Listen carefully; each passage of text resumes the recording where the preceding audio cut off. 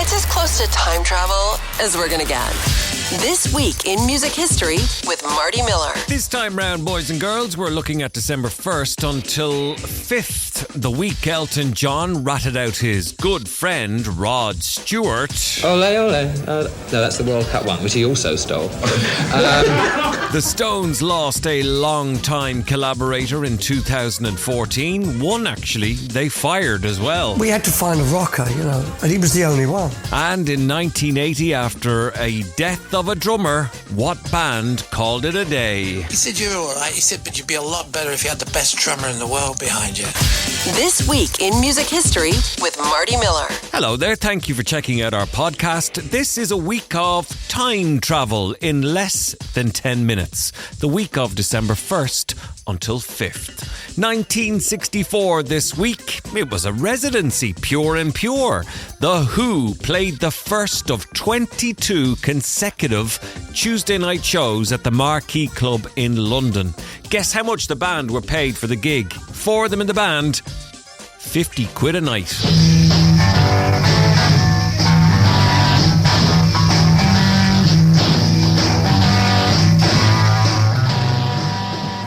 This is brilliant. Pure punk. 1976.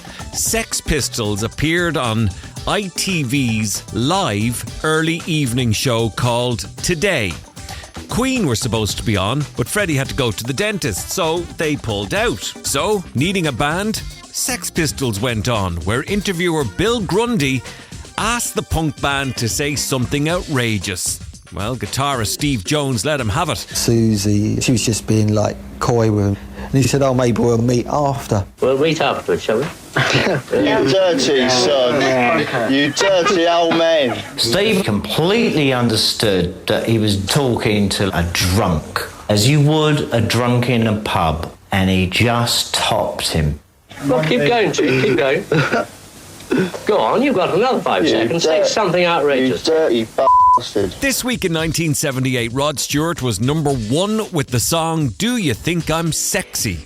Now, there was a plagiarism lawsuit filed upon Rod by a Brazilian musician, and that confirmed that the song had been nicked from him.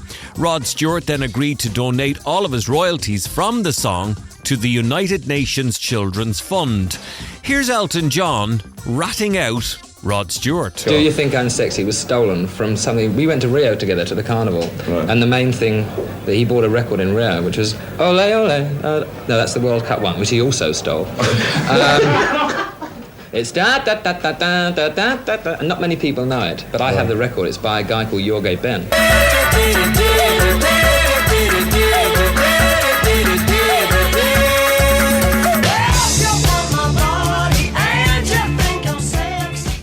We lost a good one this week in 2014. The American saxophonist Bobby Keys died, best known for being the main sax player touring for the Rolling Stones.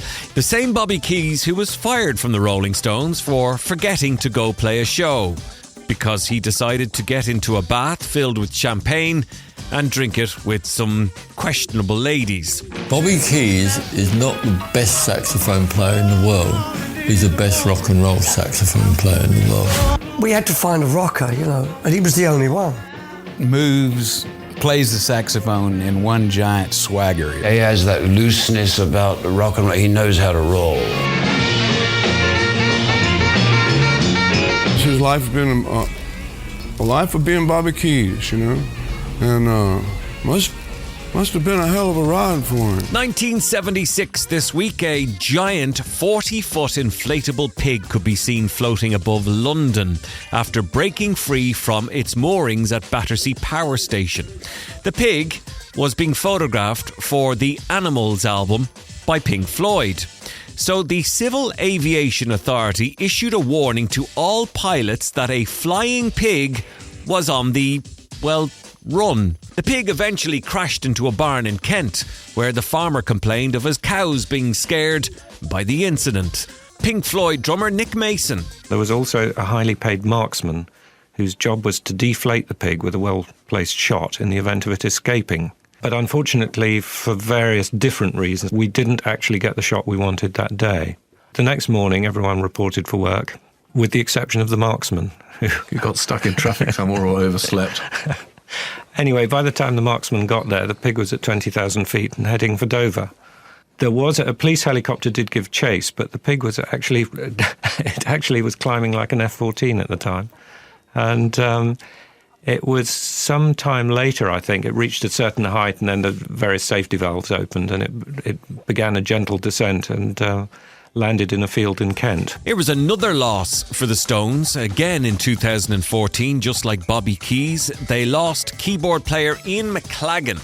Now, Ian was a member of the Small Faces and also the Faces, but he also went on tour with the Rolling Stones, playing piano for them and keyboards. Bob Dylan, Bonnie Raitt, Joe Cocker, Jackson Browne, Chuck Berry, Bruce Springsteen. He was a super lad who never felt his age, a sad loss. I'm actually 18 inside this aging body. The brain is still, the mental attitude is still 18, so I'm still scratching and biting and fighting my way through a day, This week in 1971, the Montreux Casino in Switzerland burnt to the ground during a show being performed by Frank Zappa. Now, the whole thing obviously was immortalised by Deep Purple's Smoke on the Water. From the stage, Frank Zappa noticing the fire. Fire! Arthur Brown, in person. Calmly go towards the exit, ladies and gentlemen.